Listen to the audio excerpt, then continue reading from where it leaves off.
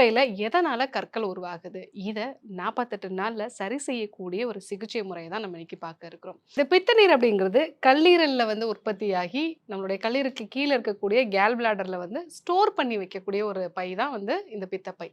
So எப்பல்லாம் நம்ம கொழுப்பு சார்ந்த உணவுகள் சாப்பிடுறோமோ, அப்போ இந்த பித்தப்பை சுருங்கி விரிஞ்சு, அதுலேருந்து பித்த நீர் நம்மளுடைய முன் சிறுகுடல் பகுதிக்கு வரும். ஸோ அப்ப அந்த கொழுப்ப வந்து இது தண்ணீர்ல கரையக்கூடிய ஒரு சோப்பு வந்து எப்படி வந்து நம்ம எண்ணெய் சம்மந்தமான பொருட்கள் மேல சோப்பு போடும்போது, அது எப்படி தண்ணீல கரையக்கூடிய ஒரு விஷயமா மாறுமோ, அதே போல தான் இந்த பித்த நீர் அப்படிங்கிறது எமுல்சிஃபையர் அப்படின்னு சொல்லுவோம்.